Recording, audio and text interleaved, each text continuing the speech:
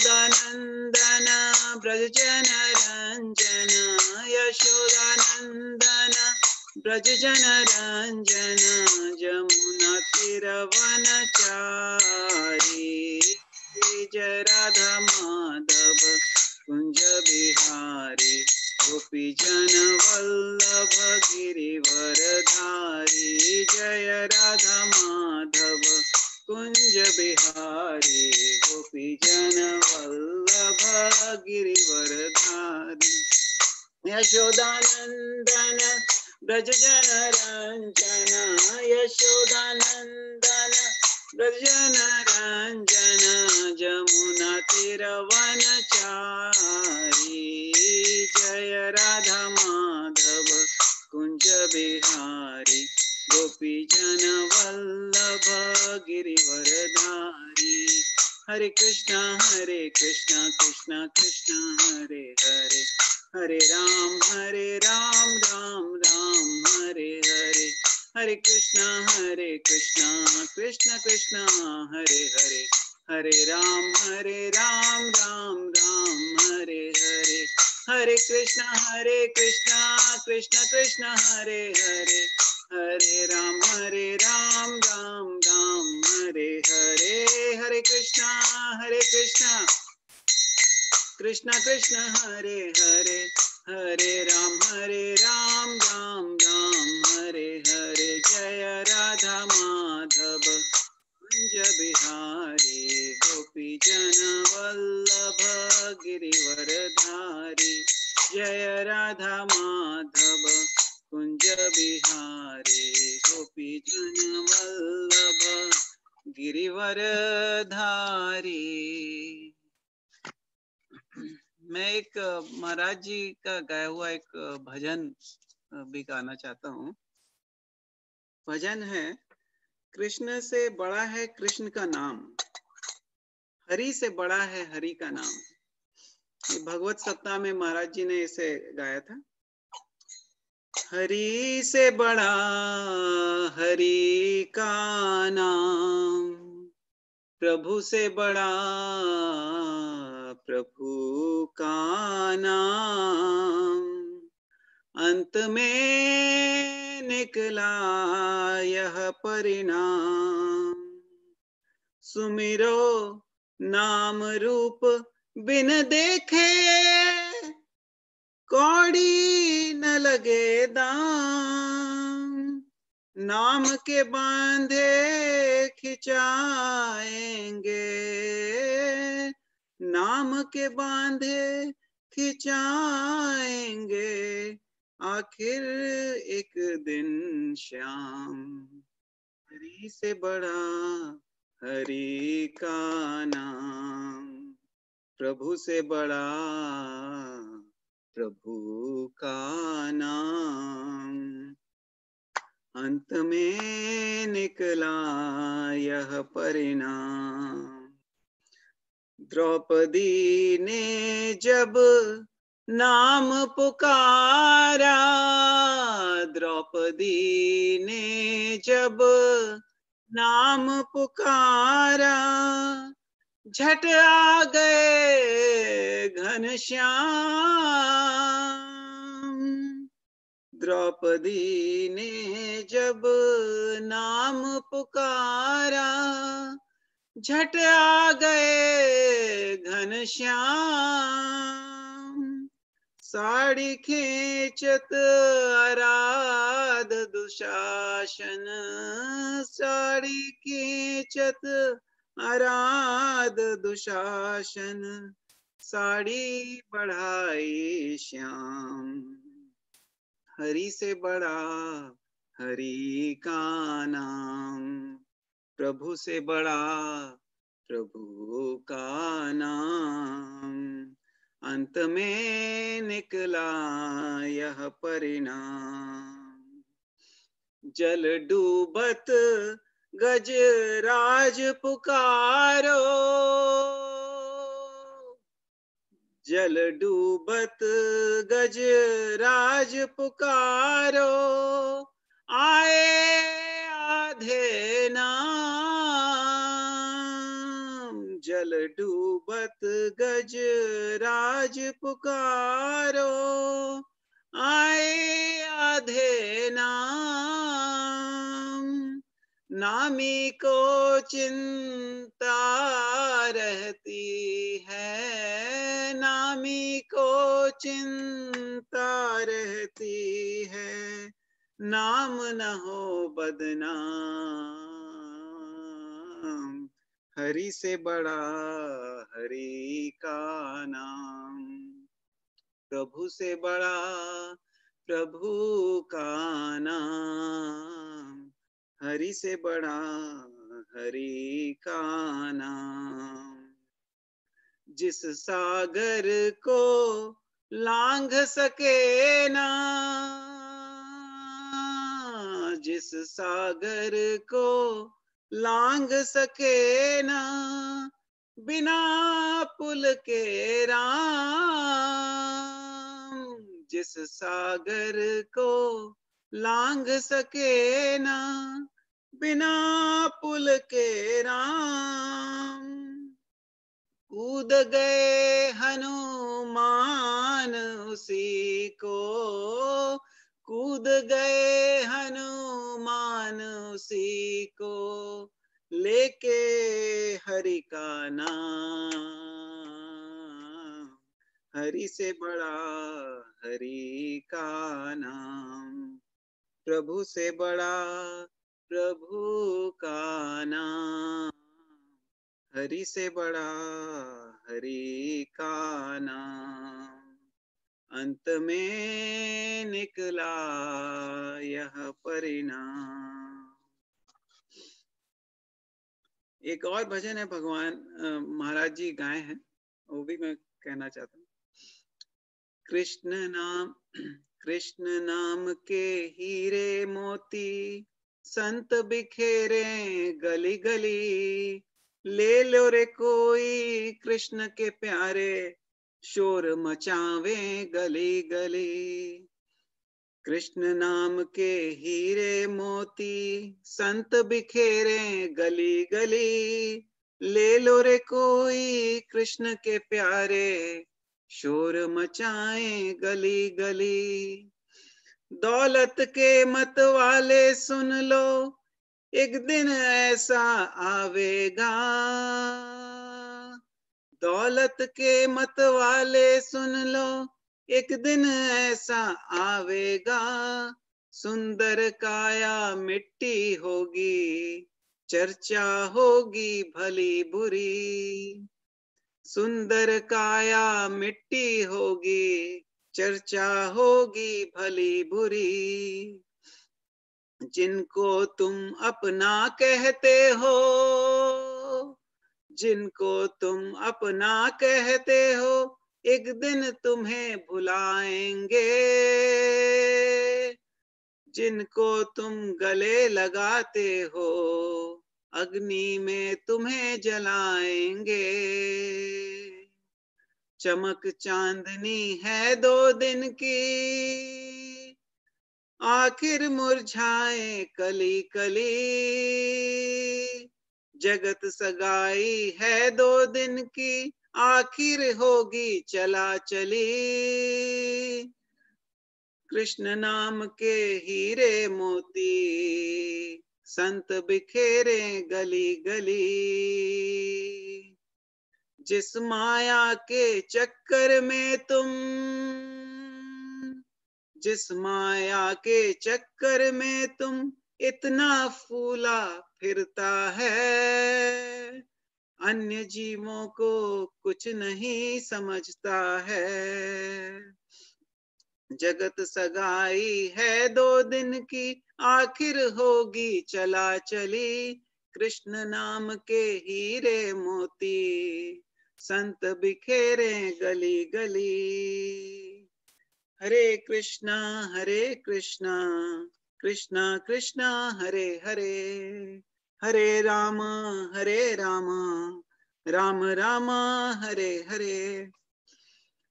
आपका इस सत्र में स्वागत है। आज का विषय है कृष्ण से संग कैसे करना है, कृष्ण से जुड़ाव कैसे करना है, how to associate with Krishna. तो हम इसको, ये जो सत्र है, ये बियॉन्ड बर्थ एंड डेथ, जो किताब है प्रभुपाद जी का, जो लेक्चर संकलन था 8वें अध्याय पर, न्यूयॉर्क में उन्होंने दिया था 1966 में, उस पे आधारित है। उन्होंने 8वें भगवत गीता के 8वें अध्याय पे करीब 7-8 लेक्चर दिया था, जो कि आप प्रभुपाद वाणी में जाके सुन सकते हैं। और उन्होंने उसी के सारे लेक्चर्स का उन्होंने संकलन किया है बियॉन्ड बर्थ एंड डेथ वाले किताब में, जन्म मृत्यु के परे।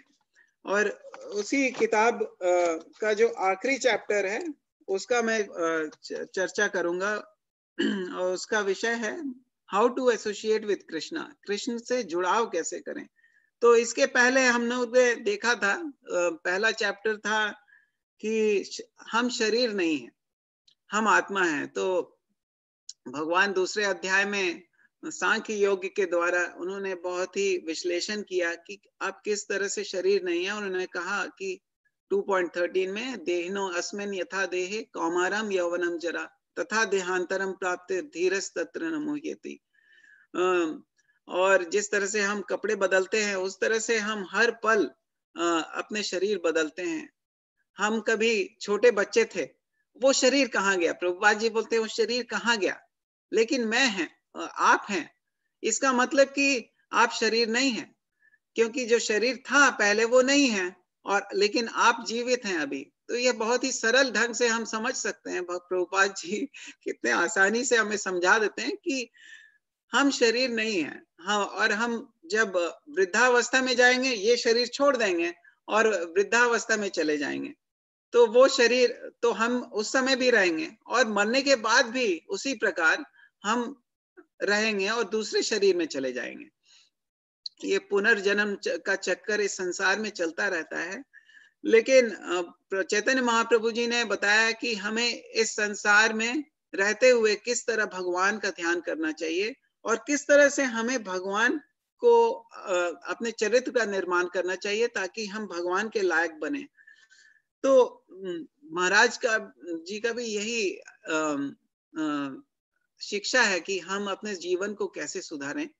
हम सुबह उठ के मंगला साधना करें, भगवान की ध्यान करें, जो भी काम शुरू करें उसके पहले भगवान का ध्यान करें, और उसके बाद काम को शुरू करें। दिन की शुरुआत करनी है मंगल आरती से करनी है, गुरु के आज्ञा का ध्यान करना है, और गुरु के आज्ञा का गुरु का एक ही आज्ञा है कि हम सिंसियर डिवोशनल सर्विस करें, हम श्रद्धा पूर्वक भगवान की सेवा करें, उनके नाम का जप करें, और उनके जो उनकी कथाएं हैं, भगवान बहुत कृपा करके इस संसार में आते हैं, बार बार आते हैं, ताकि हमें जो उतना विश्वास नहीं है कि भगवान है कि नहीं है, वो विश्वास हो जाए कि भगवान सचमुच हैं और वो अद्भुत कार्य करके चले जाते हैं। तो उसकी हम लोग चर्चा करेंगे। और दूसरे अध्याय में हम लोग ने देखा था मृत्यु के समय उन्नति कैसे हो सकती है। तो मृत्यु के समय उन्नति का जिक्र जो है दूसरे अध्याय में आखिरी वर्ष में भगवान ने दिया है कि अंत जो दूसरे अध्याय का जो आखिरी वर्ष है 72, उसमें दिया है एषा ब्रह्मी स्थिति पार्थ नैनम प्राप्य विमुह्यति स्थित वास्याम अंत कालेपि ब्रह्म निर्वाण रिच्छति। That is the way of spiritual and godly life, after attaining which man is not bewildered. If one is thus situated, even at the hour of death, he will enter into the kingdom of God. और 7वें अध्याय का आखिरी वर्ष उसमें भी दिया हुआ है तेषाम नहीं ये नहीं, ये आखिरी वर्ष जो है नहीं, उन्होंने ऐसा नहीं कहा।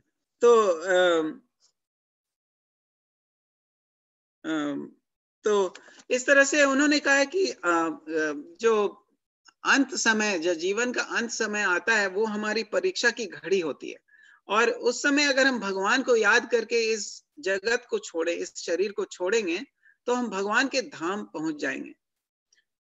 इस संदर्भ में बहुत ही अच्छा श्री चैतन्य महाप्रभु जी ने कहा है कि जो सच्चे भक्त होते हैं वो भगवान की अहेतुकी भक्ति में विश्वास रखते हैं। वो हमेशा ये ध्यान रखते हैं कि हम भगवान की सेवा हमेशा कैसे करें, और उन्हें ये फर्क नहीं पड़ता है कि वो कहाँ पे हैं। वो बस केवल यही प्रार्थना करते हैं, भगवान के चरणों में यही प्रार्थना करते हैं कि हम भगवान की हमेशा सेवा करें। जन्म जन्मांतर आए या जाए उससे फर्क नहीं पड़ता है। तो उन्होंने यही कहा है कि न धनम न जनम न सुंदरिम कवितम वा जगतीश कामयी माम जन्मनि जन्म ईश्वरी भगवत भक्तिर अहतिकी त्वयि। माम जन्मनि जन्म ईश्वरी, उन्होंने कहा है कि जन्म जन्मांतर तक हमें भले ही इस भौतिक संसार में बार बार आना पड़े, लेकिन हमें ये ऐसी कृपा दीजिए कि आपकी भक्ति की अहेतुकी, आपके प्रति अहेतुकी भक्ति हो। तो ये हम सीखेंगे आज कि किस तरह से भगवान चैतन्य महाप्रभु अपने शिष्टाष्टकम में हमें बताते हैं कि हम किस तरह से हम उनकी अहेतुकी भक्ति कर सकते हैं, उनका नाम ले सकते हैं, उनका गुण गा सकते हैं। क्योंकि पहला जो शिष्टाष्टकम का है, चेतो दर्पणम मार्जनम महादावग्नि निर्वापनम श्रेय कवर्य चंद्रिका वितरणम विद्यावधु जीवनम। तो ये जो कंडीशन लाइफ है, ये जो देह आत्म बुद्धि है हमारी, ये एक आग की समान है। इच्छा द्वेष समुत्थेन द्वंद्व मोहेन भारत। इच्छा और द्वेष की जो आग है, ये सर्व इच्छा द्वेष समुत्थेन द्वंद्व मोहेन भारत सर्वभूतानि सम्मोहम सर्गे यान्ति परंतप। O son of Bharat, O conqueror of the foe, all living entities are born of delusion and bewildered by dualities arising for desire and hate. तो ये सारी इच्छा द्वेष की जो आग है हमारे अंदर, कि हम इच्छा सारी इंद्र तृप्ति की भोग करना चाहते हैं, हम मालिक बनना चाहते हैं, और जबकि हम मालिक हैं नहीं, हम मालिक के नौकर हैं, हम उनके सबऑर्डिनेट है। भगवान से हमारी कोई तुलना नहीं है। भगवान मालिक हैं। जैसे फैक्ट्री का ओनर होता है, फैक्ट्री का मालिक होता है और उसके कर्मचारी होते हैं, तो हम एक निम्न कर्मचारी की तरह हैं, बल्कि वो भी नहीं, कर्मचारी लोग तो देवी देवता लोग हैं, हम तो उनसे भी निम्न हैं। तो हम जो है बहुत ही छोटे अंश हैं भगवान के, और हम भगवान की अगर सेवा करेंगे, भगवान ने हमें ये बल दिया है कि हम उनकी सेवा कर सकते हैं, उनका ध्यान कर सकते हैं। ये हम अपनी इच्छाओं को बदल सकते हैं। हम जिस इच्छा से हम काम करते हैं, उस भावना को हम बदल सकते हैं। और यही कृष्ण भावनामृत का ये है कि अर्जुन को भगवान ने दूसरे अध्याय में यही कहा कि आप युद्ध करिए, माम अनुस्मरण, मेरा ध्यान करते हुए आप युद्ध करिए। और दूसरे 12वें अध्याय में उन्होंने पूरी भक्ति योग की जो सीढ़ी है उसको समझाया है कि आप मेरा ध्यान करते हुए काम कीजिए। अगर आप वो नहीं कर सकते तो आप जो है अपने कर्मों का त्याग कीजिए, और वो भी नहीं कर सकते तो भगवान पढ़ाई कीजिए, ध्यान कीजिए भगवान का। तो इस तरह से हमें बार बार भगवत गीता से बताया जाता है कि हम इस भौतिक जगत में रहते हुए भी हम इस बाहर रह सकते हैं और भगवान के साथ रह सकते हैं। तो भगवान के जो साथ संपर्क करना है वो ये समझते हुए करना है कि हम शरीर नहीं है, हम आत्मा हैं, और जो आत्मा जो एक छोटा सा अंश है, भगवान कहते हैं ममे वांशो जीवलोके जीव भूत सनातना। तो हम एक छोटे से अंश हैं भगवान के। तो हमारा अंश का क्या कर्तव्य होता है? एक मशीन का जो है उसका क्या कर्तव्य होता है कि मशीन में कई सारे पार्ट्स होते हैं। जैसे साइकिल है, उसके टायर हैं, उसके चेन हैं, उसके पैडल हैं। तो सारे जो मशीन के जो पार्ट्स हैं उसका यही कर्तव्य होता है कि वो पूरे मशीन के साथ साथ चले। अगर ये मेरा देह है, ये मेरे हाथ हैं और मेरे पैर हैं, ये विद्रोह कर दे, बोले कि नहीं मुझे ही सब कुछ चाहिए, तो और मैं हमेशा जो पेट जो है वो हमारे से हमेशा बैठा रहता है, कुछ करता नहीं है और उसे सब कुछ मिल जाता है। तो अगर वो विद्रोह कर दे और पैर हाथ काम करना बंद कर दे तो हमारा शरीर जो है गल जाएगा। लेकिन अगर हम वही हाथ से अपने मुंह में अगर खाना डालेंगे, वही पैर से बाजार जाएंगे और वहां से खरीदेंगे कुछ और उसे काट के हम भगवान को ऑफर करने के बाद, भगवान को समर्पित करने के बाद हम जब ग्रहण करेंगे प्रसाद, तो हमारी जो शरीर की जो पुष्टि होगी वो अच्छी होगी। तो इस तरह से हम लोग ने तीसरे अध्याय में सीखा था कि भौतिक संसार से मुक्ति कैसे मिल सकती है। तो भौतिक संसार से हरि नाम का और श्रवणम कीर्तनम विष्णु स्मरणम पाद सेवनम सांख्यम दास्यम आत्मनिवेदनम, ये नवधा भक्ति है। और उसमें जो सबसे इम्पोर्टेंट जो है वो है श्रवणम और कीर्तनम, जो अभी हम कर रहे हैं। जो हम भगवान के गुण गाएंगे, उनकी कथा करेंगे, तो हम और हमेशा उन पर ध्यान रखेंगे, तो वो हुआ श्रवण कीर्तन। तो और उसके बाद हमने जिक्र किया था कि इस ब्रह्मांड के बाहर कैसे जा सकते हैं। तो ये जो भौतिक यूनिवर्स है ये बहुत ही विशाल है। जो ब्रह्मा का जो एक जीवन काल है वो कई ट्रिलियन ईयर्स बड़ा है, और उनका जो एक पल है वो यहाँ के कई युग के समान है। उनका जो तो वो ब्रह्मा का जो जीवन काल है वो बहुत बड़ा है। जैसे हम लोग भी देखते हैं कि कुछ जो कीड़े होते हैं वो लाइट के पास जाते हैं और वो एक दिन भी नहीं जीते, और एक दिन में ही उनकी जन्म मृत्यु जरा व्याधि, सारे बच्चे पैदा कर लेते हैं, शादी हो जाती है, सब कुछ कर लेते हैं एक दिन में। अगर उस रात के कीड़े को बोला जाए कि दिन भी है, तो कीड़ा बोलेगा ऐसा संभव ही नहीं है। उसी तरह से हम लोग भी ये इस भौतिक जीवन के कारागार में हैं, हम इस जेल में फंसे हुए हैं, और जैसे कि और इसलिए फंसे हुए हैं कि हम अपने को भूल पूर्वक हम अपने को मालिक मान लिए हैं कि ये सब कुछ मेरा है, जबकि भगवान का सब कुछ है। और अगर हम इस जेल में अच्छी तरह से रहेंगे तो हमारा जो जेल का जो मालिक है दुर्गा देवी, वो बोलेंगे हाँ ठीक है, तुम जाओ अब भगवान के पास। तो हमारे आचरण को सुधारना पड़ेगा ताकि हम इस जेल से छुटकारा मिले और हम भगवान के पास जाएं। तो भगवान के पास जाना, संग करना, ये क्या संभव है? ये क्या पहले कभी किसी ने किया है? और क्या हम ऐसा कर सकते हैं?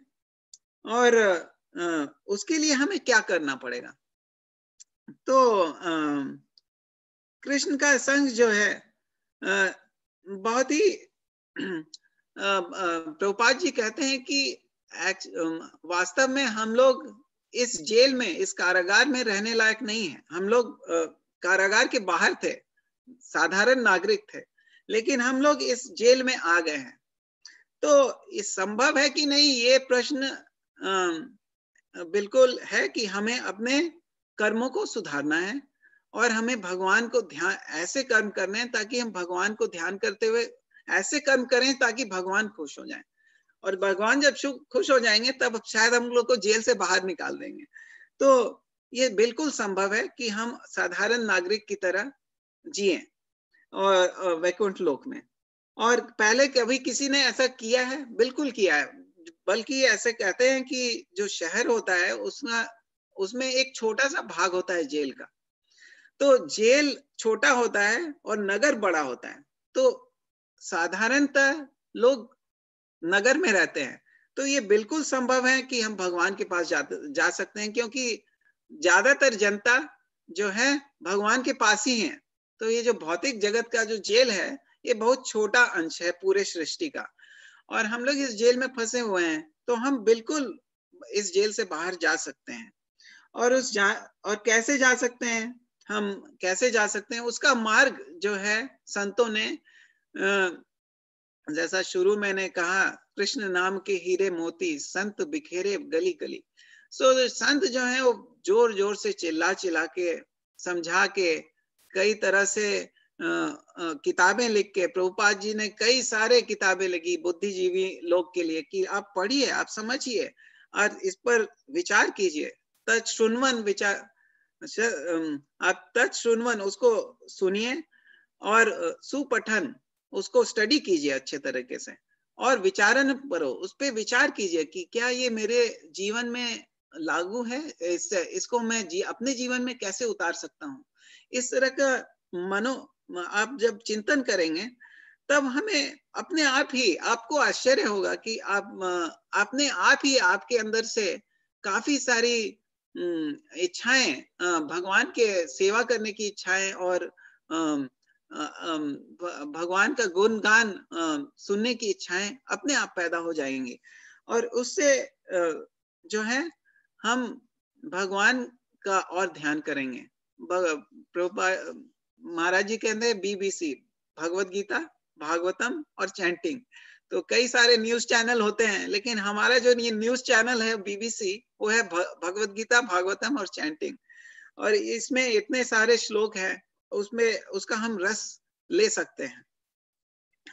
तो बिल्कुल हम भगवान का नाम ले सकते हैं। शिष्टाष्टकम में भी दूसरा जो वर्स है उसको है, नाम नमकारी बहुधा निज सर्व सत्तिस तत्रार्पिता नियमित स्मरणे न काला एतादृशी तव कृपा भगवान ममापि दुर्दैव मृदसम यह जानी नानुरागा। O Lord, your holy name alone can render all benediction to living beings, and thus you have hundreds and millions of transcendental names such as Krishna and Govinda, in which you have invested all your transcendental energies. There are no hard and fast rules for chanting these names. O my Lord, out of kindness, you enable us to easily approach you by your holy names. But I am so unfortunate that I have no attraction for them. ये भगवान चैतन्य महाप्रभु हमें साधारण जीव की दृष्टिकोण से ये बोल रहे हैं कि भगवान आपका जो नाम है वो सर्वशक्ति, आपकी तरह सर्वशक्तिमान है, और उसमें आपने सारी शक्ति डाल दी है। और जब और इसे बोलने के लिए उच्चारण हरे कृष्णा कृष्णा कृष्णा हरे हरे, हरे राम राम राम हरे हरे, इसे बोलने के लिए कोई हार्ड एंड फास्ट रूल नहीं है। आप ट्रैफिक जैम में फंसे हो, या आप नहा रहे हो, या कुछ भी कर रहे हो, सब्जी काट रहे हो, या सुबह सुबह भगवान का जप कर रहे हो, जब भी आप भगवान का नाम ले सकते हैं। इसमें कोई हार्ड एंड फास्ट रूल नहीं है, कोई नियम नहीं है। और इस तरह से हम आपका आसानी से संपर्क कर सकते हैं। तो भगवान का जो नाम लेने की जो क्रिया है ये बहुत ही आसान है, लेकिन हमें उतनी आकर्षण उस भगवान के नाम के प्रति उतनी रति नहीं है। अभी फिलहाल हम 16 राउंड चैंटिंग करते हैं, लेकिन ऐसा लगता है कि हमने बहुत कर लिया, और 16 राउंड होते ही हमें माला दूर फेंकते हैं और दूसरे कामों में व्यस्त हो जाते हैं। तो भगवान के नाम में रुचि आने के लिए भगवत गीता और भागवतम पढ़ना जरूरी है, ताकि हम समझ सकें कि हम भगवान को क्यों हमें ध्यान करना चाहिए। और भगवान का नाम लेने से प्रभुपाद जी कहते हैं हमारी शुद्धता होती है। भगवान का नाम और उनके गुण गान कथा सुनने से हमारी शुद्धता होती है, और हमारे में सुप्त अवस्था में भगवान के प्रति प्रेम है, पहले से ही है। हम साधारण नागरिक थे, अब नहीं है, लेकिन हमारे में वो भगवान के प्रति प्रेम है, लेकिन वो अभी दिखाई नहीं दे रहा है। तो वो प्रेम को हमें उजागर करना है, और वो उजागर करने के लिए हमें अपने को शुद्ध बनाना है, और शुद्ध बनाने के लिए हमें भगवान का नाम लेना है। भगवान का नाम लेते ही चेतो दर्पणम आर्जनम महादावग्नि निर्वापनम श्रेय कैवर्य चंद्रिका वितरण, ये चेतो दर्पणम है। जो दर्पण है, जो शीशा होता है, उसमें हम अपना पिक्चर देख सकते हैं, हमारा चित्र देख सकते हैं, लेकिन उस पर अगर धूल जमा हो और ये दिल के अंदर ऊपर जो अगर धूल जमी हो तो हम अपना भगवान को अपना चित्र नहीं देख सकते। उसी तरह से हम भगवान को नहीं देख सकते। जिस तरह से मान लीजिए आप तालाब में गए और तालाब में जल बिल्कुल स्वच्छ है, और उसमें आप देखेंगे तो एकदम तालाब के नीचे जो कंकड़ है, मछली है, रंग बिरंगे, वो सब आप देख सकते हैं अच्छी तरह से। लेकिन वही तालाब में अगर आप वो मैला कुचैला हो और उसमें आप मान लीजिए कोई उसमें डिस्टरबेंस ले आए, तो उसमें डंडा फिरा दे, तो वो पूरा मैला कुचैला हो जाएगा, फिर आपको कुछ दिखेगा नहीं। तो अभी जो हमारी स्थिति है वो ये 3 गुणों के कारण पूरी मैली कुचैली हो गई है। तो ये 3 गुणों से हमें अतीत जाते हुए भगवान का ध्यान करना चाहिए। उसी से सारा जो ये है जीवन, प्रकृति के जो मैल हैं हमारे ऊपर, ये देह आत्म बुद्धि जो है वो धीरे धीरे दूर हो जाएगी। तो ये हमें बहुत अच्छा सीखने को मिलता है। और इस संदर्भ में मैं तृणावर्त का एक कहानी सुनाना चाहता हूँ। भगवान तृणावर्त का उद्धार कैसे किए थे। तो एक बार क्या हुआ, भगवान जो थे उनका पहला बर्थडे मनाया जा रहा था, पहला जन्मदिन। तो पहले जन्मदिन में जो भगवान जो है वो तो उनके वो पूरे उनका पूरा ऐश्वर्य है, वो बचपन में छोटे बच्चे के रूप में आए थे यशोदा माँ और नंद बाबा के यहाँ। तो उनका जब पहला जन्म उत्सव हुआ तो उसे बहुत धूमधाम से मनाया गया। तो काफी गाने बजाने वालों को बुलाया गया, वो गाना बजाना कर रहे थे, और ब्राह्मणों को आमंत्रित किया गया, वो मंत्र उच्चारण कर रहे थे। और यशोदा माई और नंद बाबा बहुत अच्छे से तैयार हुए, कृष्ण को बहुत अच्छे से तैयार किया उन्होंने, और फिर उनको मंत्र उच्चारण सुन रहे थे ब्राह्मणों की, और ब्राह्मणों को उन्होंने बहुत दान दिया, कई सारे गाय उन्होंने दान दिए, कपड़े और धन दिया उन्होंने। और गाय के सींग में वो सोने का रिंग था, और उनके जो पैर में चांदी के जूते थे, और पूरे जो बदन था गाय का वो फूलों से सजा हुआ था। और ये ऐसे गाय उन्होंने कई सारे गाय से कई ब्राह्मणों को दिए, और ब्राह्मण जो थे बहुत शुद्ध थे, उनमें कोई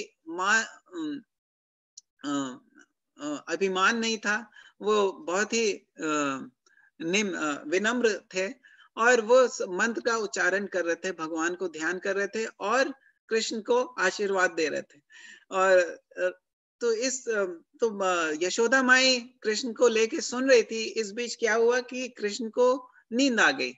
तो यशोदा माई ने, और कई सारे गेस्ट भी थे, कई सारे अतिथि थे घर में, तो यशोदा माई ने कृष्ण भगवान जी को एक छोटे पलंग में रख दिया, और एक काठ था वहां पे, एक उसके नीचे जाके रख दिया, और वहां पे सो रहे थे। तो इस बीच भगवान जी को थोड़ी नींद खुली, तो उन्होंने हाथ पैर चलाना शुरू किया। तो कुछ बच्चे को भी बताया गया था, वहां पे थे, कि तुम भगवान का ध्यान करना, तो कृष्ण बाल गोपाल का ध्यान करना। तो बाल गोपाल जी वहां पे हाथ पैर चला रहे थे, और अचानक उनका जो एक पैर था वो जो काठ था उस पे लगा, और वो जो पूरा काठ था वो टूट गया। जो व्हील था काठ का, चक्का, वो अलग हो गया, और उसके काठ के ऊपर काफी सारे खाने की सामग्री थी, वो इधर उधर गिर गए, और पूरा जो काठ था उथल पुथल हो गया।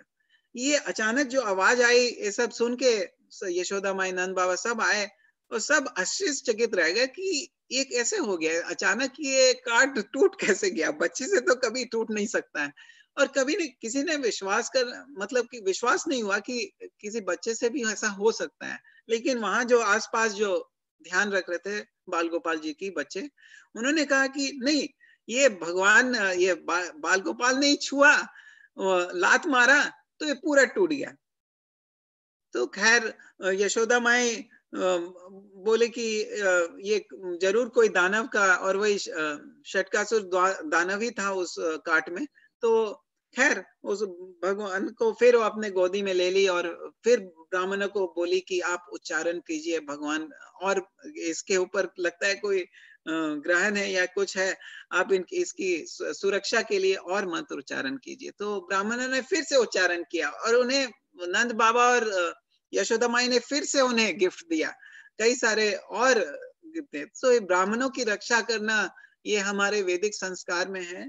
जो ब्राह्मण जो हैं वो हमेशा भगवान का ध्यान करते हैं, पठन पाठन करते हैं और बहुत स्वच्छ रहते हैं और उनके मन में कोई अभिमान नहीं है और वो उनका उद्देश्य है कि ये जो ज्ञान है उसे बांटा जाए सब में, ताकि हम इस अंधकार रूपी जगत से निकल के बाहर निकल सकें। अगर हमें रास्ता दिखाया जाए तो हम बाहर जा सकते हैं, अगर रास्ता नहीं बताया जाए तो हम कैसे जाएंगे? तो ये ब्राह्मण जो हैं ये हमारी आंखें हैं, हमारा सिर है, वो हमें बताते हैं कि हमें कहाँ जाना चाहिए। जो गुरु हैं वो हमारी आंखें हैं। तो वो हमें बताते हैं कि हमें इस अंधकारमय जीवन से कहा कैसे बाहर निकलना है, वो हमें बताते हैं। तो खैर इस तरह से उनका भगवान का जो जन्मदिन मनाया गया बहुत धूमधाम से, ब्राह्मणों को दान दक्षिणा देके। और उसके बाद क्या हुआ, कुछ ही दिन बाद यशोदा माई कृष्ण भगवान को अपने पास रखी हुई थी गोदी में, और उन्हें अचानक लगा कि कृष्ण भगवान बहुत भारी हो गए। उन्हें भारी इतना हो गए कि वो उसको रख नहीं पाए। कभी कभी लगता है कि हम बहुत थक जाते हैं तो बच्चा बहुत भारी लगने लगता है लेकिन कृष्ण भगवान तो भगवान थे, वो अपने को भारी और हल्का दोनों कर सकते हैं। तो एकदम भारी हो गए। तो बहुत ही नहीं चाहते हुए भी वो भगवान को जमीन पे रख दी और कुछ काम करने के लिए थोड़ी सी अलग हुई थी कि इतने में बहुत बड़ा तूफान आ गया और पूरे वृंदावन में पूरा धूल और कुछ भी दिखाई नहीं देने लगा, जैसे कि इंग्लिश में टर्नेडो बोलते हैं, वो टर्नेडो जैसा आ गया।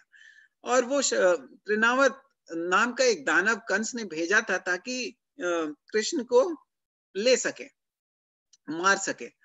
तो बहुत कितना आप सोच सकते हैं कितना शक्तिशाली वो दानव होगा जो कि पूरे वृंदावन में तूफान मचा गया और किसी को कुछ नहीं दिखाई दे रहा था। अब देखिए भक्त की क्या स्थिति है। यशोदा माई ने जब देखा कि कृष्ण भगवान नहीं है और दिखाई नहीं दे रहे हैं, तो वो एकदम मूर्छित होकर गिर गई और अगल बगल जितने जो महिलाएं थे उन्होंने वो भी उनको ढूंढने में मदद करने लगी। ये देखिए वृंदावन में ये खासियत है कि सब कोई एक दूसरे की मदद करते हैं, कोई एक दूसरे की ईर्ष्या नहीं करता है। तो ये हमें सीखना है, इच्छा द्वेष समुत्थेना द्वंद्व मोहेन भारत। हमें ये इच्छा और द्वेष की भावना से दूर भागना है और तभी हम वृंदावन की ओर जा सकते हैं। तो उन्होंने यशोदा माई को खूब ढूंढने की कोशिश की कि कहाँ कृष्ण कहाँ गए आखिर, और काफी अपने जान की परवाह न करते हुए उन्होंने ये सब किया। लेकिन इस बीच क्या हुआ, कृष्ण भगवान को तो त्रिनावर्त ने उठा लिया था और कई कई मील ऊपर चले गए थे आकाश में। और त्रिनावर्त सोच रहा था अब तो मैं कृष्ण को मार ही दूंगा। तो इस बीच क्या हुआ, कृष्ण जो थे वो भारी हो गए। और भागवतम ये बताता है, कृष्णा बुक ये बताता है कि वो इतने भारी हो गए कि वो कई पहाड़ से भी ज्यादा भारी हो गए। और जो त्रिनावट था इतना शक्तिशाली जानवर, ये दानव, वो जो है उनको उठा नहीं पाया और उसको जो टोर्नेडो की जो गतिविधि थी वो कर नहीं पा रहा था। और भगवान जो है उसकी गर्दन पकड़ लिए और इतने भारी हो गए कि वो उसे नीचे आना पड़ा बहुत तेजी से। और वो बहुत तेजी से नीचे आया और चट्टान से टकरा के बहुत चीखते चिल्लाते हुए मर गया। तो देखा जाए तो त्रिनावट ने भी भगवान का संग किया, लेकिन वो अनुकूल नहीं था। वो भगवान से को मारना चाहता था, वो भगवान को खुश नहीं करना चाहता था। और भक्त की जो अभिलाषा होती है वो भगवान को खुश करने की होती है। तो हमारी भगवान के से जो आज का टॉपिक है एसोसिएट विद कृष्णा, वो अनुकूल है ना भक्ति योगे ना। हमें अनुकूल भक्ति करनी चाहिए, तब हम जाके भगवान से संग कर सकते हैं। तो प्रभुपाद जी इस लेख में लिखते हैं कि जो स्पिरिचुअल स्काई है, जो इस भौतिक जगत से बाहर है, वो वहाँ उसके कैरेक्टरिस्टिक्स क्या हैं। वहाँ जो है जो लोग हैं वो आपस में ईर्ष्या नहीं करते और वहां पे एक ही प्रधान मालिक है। वहां कई सारे प्लैनेट्स हैं और उसमें एक ही व्यक्ति प्रधान है, अलग अलग उनके अंश हैं। विष्णु अंश हैं और कोई एक दूसरे का विरोध नहीं करता। यहाँ पे अगर कोई नेता बन जाए तो उसका प्रतिद्वंदी तो तुरंत ही खड़ा हो जाता है और कई सारे खड़े हो जाते हैं, लेकिन वहां पे एक ही मालिक है और सब कोई उसकी सहायता करते हैं, कोई उसका विरोध नहीं करता और जो है सब कोई कृष्ण की सेवा के लिए तत्पर रहते हैं।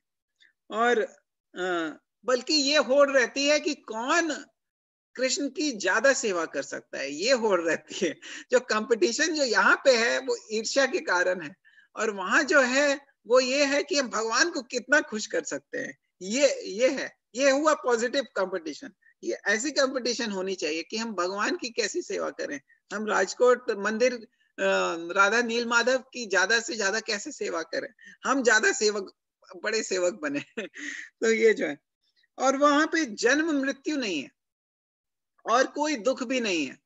दुख बस इतना ही होता है उनको कि उन लोग बहुत दुखी रहते हैं दूसरों के दुख को देख के। देखते हैं कि मृत लोक में कितने लोग जो हैं दुख में हैं, तो उन्हें दुख होता है, वैसे उन्हें कोई दुख नहीं है। और वैष्णवों का भी यही आचरण है कि वो पर दुख दुखी, वो दूसरों के दुख से दुखी हो जाते हैं। और कृष्ण का जो प्रेम है वही उनका सबसे बड़ा धन है। और वहां वहां जो है जैसा मैंने कहा था कि हर एक सही कई सारे प्लैनेट्स हैं और वहीं पे भगवान ही सबसे मुख्य है हर जगह।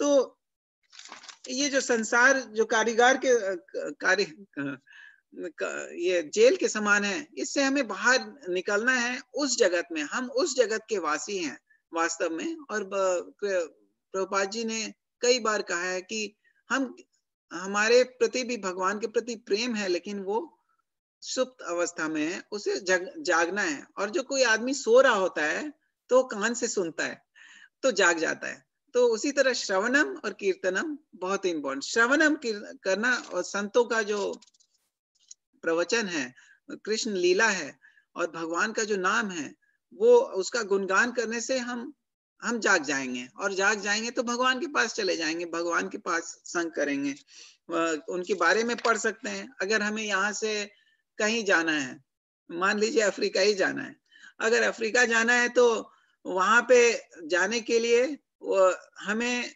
पता करना पड़ेगा कि वहां कैसे जाना है, वहां पे क्या क्या चीज है, वो चीज हमें पहले से पढ़ के जाना पड़ेगा, नहीं तो हम जाएंगे तो खो जाएंगे। तो इसलिए हमें किताबें दी गई हैं, शास्त्र दी गए हैं, ताकि हमें पता चले कि वहां पे क्या है, वैकुंठ धाम में क्या है, और हम कैसे वहां पे जा सकते हैं और वहां हम कैसे रह सकते हैं।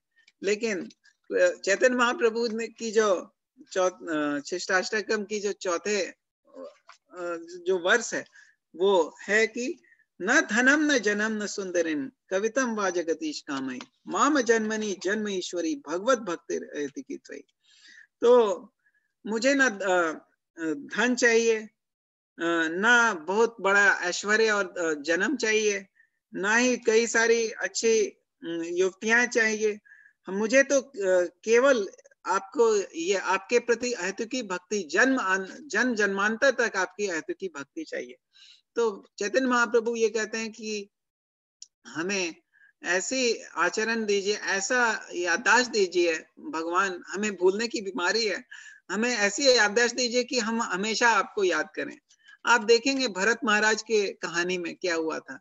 भरत महाराज पूरे संसार को छोड़ के, पूरा राजपाट छोड़ के वो जंगल में चले गए, और जंगल में चले गए और एक जो हिरन थी उसको उसने बचपन से पाला था, और उसके प्रति इतना स्नेह और आसक्ति हो गया कि मरते समय उसके याद करते हुए मर गए।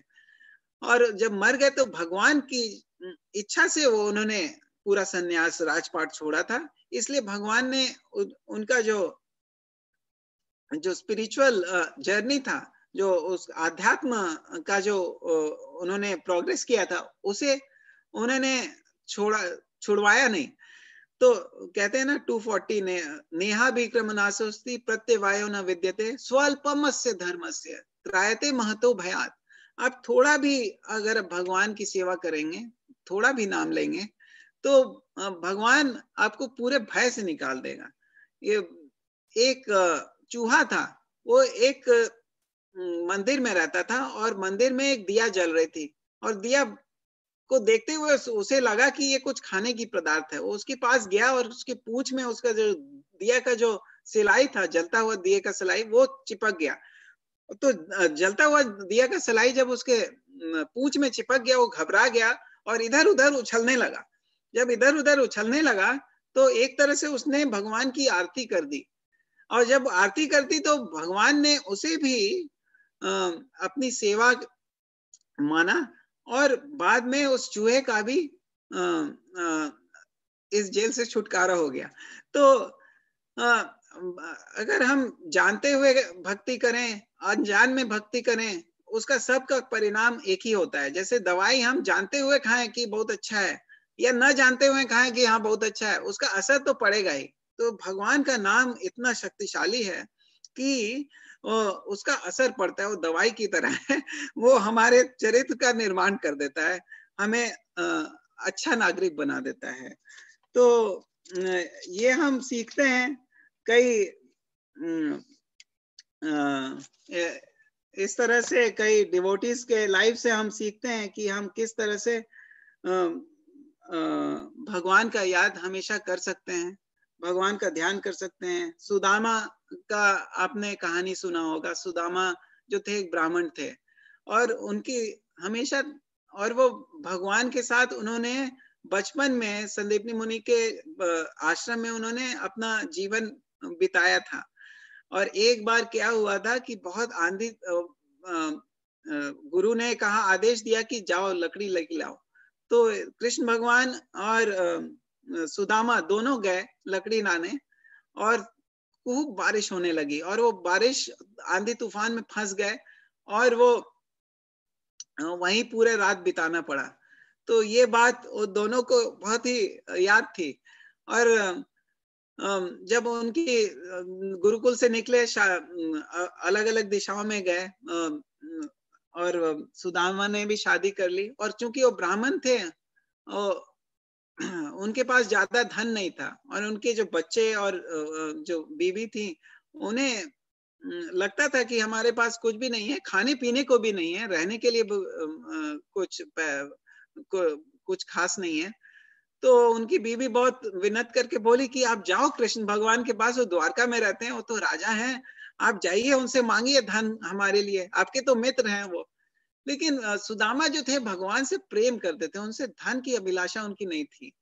तो बिना धन की अभिलाषा किए वो किसी तरह से मांग के, किसी दूसरे से मांग के थोड़ा सा चूड़ा उन्होंने अपने पोटली में रखा और बहुत उनका ध्यान करते हुए कई मील उन्होंने चलते हुए आप वो द्वारका गए। और द्वारका की जो महल था वो बहुत बड़ा था, उसके द्वार द्वार पर ही थे, बहुत दूर थे। तभी भगवान जो है दौड़ते हुए उनके स्वागत किया, उनको अपने अपने सिंहासन में बैठाया, उनके चरण धोए और उनकी बहुत सेवा की। सुदामा को भी लगने लगा कि मैं सपना तो नहीं देख रहा हूँ, लेकिन इतनी उनकी अच्छी सेवा की। और इस बीच सुदामा को जरा भी ख्याल नहीं आया कि कृष्ण भगवान से मांगे कि हमें कुछ दे दीजिए। वो भगवान का दर्शन करना चाहते थे और उसी अभिलाषा से ही गए थे वो। और जब वो वापस आए तो वो ये खुश हो रहे थे कि अच्छा हुआ मैंने कुछ नहीं मांगा। और वो जा रहे थे, लेकिन जब वापस गए तो उन्होंने देखा कि उनका जो जहाँ घर था वहां एक महल हो गया है और उनके जो परिवार वाले हैं सब अच्छे कपड़े पहन के उनका स्वागत किया। और उनकी बीवी ने कहा तुमने बहुत अच्छा किया, भगवान से ये सब मांग लिया। तो लेकिन सुदामा ने तो कुछ नहीं मांगा था। जो ब्राह्मण होते हैं उन्हें जो भी धन मिलता है वो तुरंत वितरण कर देते हैं।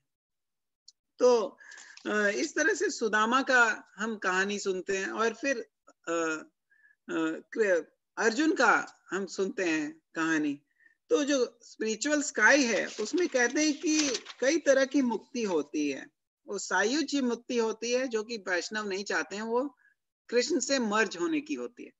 और सारूप्य होती है जो जिसमें भगवान का जैसा रूप मिल जाता है, उनके जैसा दिखता है। हर नागरिक भगवान की तरह ही दिखता है, ये बल्कि अंतर करना मुश्किल हो जाता है कि कौन भगवान है और कौन नहीं है।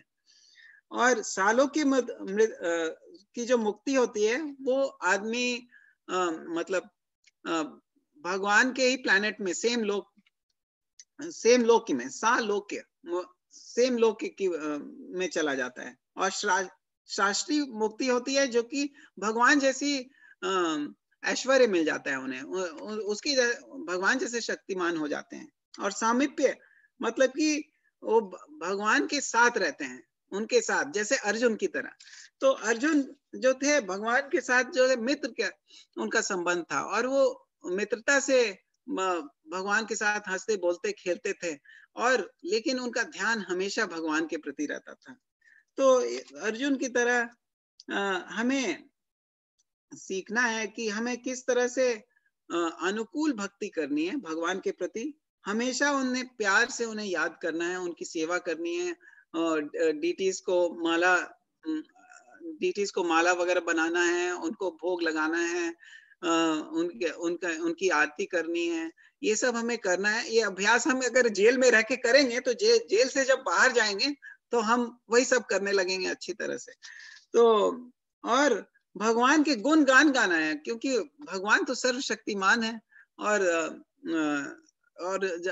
उनको, और वो बार बार आते हैं यहाँ बार बार और सारी लीलाएं करते हैं, तो उनको लीलाओं को याद करके हम उनका याद कर सकते हैं। तो इस तरह से हम जब भगवान का नाम लेते हैं तो हमारी जो भौतिक जो कठिनाई है वो गौन हो जाती है। हम भगवान का ध्यान हमेशा करते हैं, और जब कठिनाई आती है तो भी हमें भगवान ये दिव्य शक्ति देते हैं, भक्तों को खास करके, कि भक्त जो है कठिनाई होती है तो भगवान के पास ही भागते हैं। तो कठिनाई होती तो अच्छा है, क्योंकि भगवान ज्यादा याद आते हैं। कुंती महारानी भी वही बोलती है कि काश ये कठिनाई बार बार आए ताकि हम आपको याद करें, बल्कि जब अच्छाई आती है तो हम बहुत सरलता से भगवान को भूल जाते हैं। तो कठिनाई आती है, ये अच्छी बात है, ताकि हम भगवान को ज्यादा तीव्रता से याद करते हैं। महाराज का एक छोटा सा प्रसंग था। उन्होंने कहा था कि एक बार वो कहीं जा रहे थे एयरप्लेन में, छोटा सा एयरप्लेन था, और वो छोटा सा एयरप्लेन था और सेकेंड हैंड खरीदा गया होगा, और उसमें 4-5 ही लोग बैठ सकते थे, और बहुत आवाज कर रहा था। तो महाराज को जब एयरप्लेन में जब ले जाया गया तो बता रहे थे कि ऐसा लग रहा था कि ये अब गिरा ना तब गिरा। तो उस बीच बोल रहे थे कि उनकी चैंटिंग जो हुई थी वो सबसे अच्छी हुई थी। तो जब तकलीफ आती है तो हम भगवान का बहुत तीव्रता से याद करते हैं, और ये बहुत अच्छी बात है, क्योंकि हम भगवान को जितनी तीव्रता से याद करेंगे उतने जल्दी भगवान हमारे पास आएंगे। हमारी शुद्धता होगी, और हमारी शुद्धता होगी, और उससे हम भगवान के संबंध बनाने लायक होंगे। और भगवान प्रभुपाद जी यही कहते हैं, हमें अपने जीवन को इस तरह से ढालना है ताकि हम भगवान को हमेशा याद कर सकें। हमें सुबह उठना है और जल्दी सोना है, और इस बीच अगर सुबह में हमें भगवान की याद करनी, पठन पाठन करनी है, उसके बाद हमें कुछ काम है, वो काम भी भगवान को समर्पित करते हुए करना है, अच्छी तरह से करना है, ऑनेस्टली करना है। भगवान महाराज कहते हैं कि अपना जो कर्म है इतनी अच्छे तरह से करो कि आप उससे मुक्त हो जाओगे। तो उस तरह से हमें भगवान को बहुत ऑनेस्टली सारा काम करना है, और सिंसियरली सबका भला चाहना है, सबका भला हमें चाहना है, हमें सब जगह अच्छा देखना है। वो कहते हैं ना, महाराज ने कहा है कि हमें vitamin A B C D E की जरूरत नहीं है, सबसे जरूरत है विटामिन जी की। और G is for goodness, G is for gratitude. So vitamin G, अगर हम सबका भला चाहेंगे और भगवान के प्रति हमेशा आभारी रहेंगे तो हम कभी गलत नहीं हो सकते। तो मेरी यही विनती है भगवान महाराज से के चरणों में और प्रभुपाद जी के चरणों में, कि हम हमेशा प्यार से और हेतु की भक्ति हमारे अंदर आए, ताकि हम भगवान के प्रति निरंतर उत्साह पूर्वक निरंतर हेतु की भक्ति रखें, ताकि हम अच्छे नागरिक बन सकें, और अच्छे नागरिक की तरह सभी बाकी नागरिकों का भी ख्याल रखें अच्छी तरह से, उन्हें भी ये दिव्य ज्ञान दें, ताकि हम जो बाकी जो जेल के नागरिक हैं उनको भी ये दिव्य ज्ञान मिले, ताकि वो भी जेल से उनका छुटकारा मिल जाए। तो इसी और इसका हम चैतन्य महाप्रभु ने दासाना दास का ये दिया है कि हम दास के दास बने। जो दिव्य भक्त आते हैं उनके हम दास बने, उनकी सेवा करें। भगवान ज्यादा खुश होते हैं जब हम उनके दास की सेवा करते हैं, तो हमें उनके दास की सेवा करनी चाहिए, उनके भक्तों की सेवा करनी चाहिए। अगर उनके भक्त खुश हो जाएंगे तो हम भी खुश हो जाएंगे। जैसे कि जेल का जो सुपरिटेंडेंट है वो अगर खुश हो जाए तो हमें जेल से छुटकारा दे देगा, भगवान के पास भेज देगा। तो हमें जो जेल के सुपरिटेंडेंट है, जो अधिकारी हैं, उन्हें खुश करना है, और उनके खुश करने का यही तरीका है। हरे कृष्णा कृष्णा कृष्णा हरे हरे, हरे राम राम राम हरे हरे।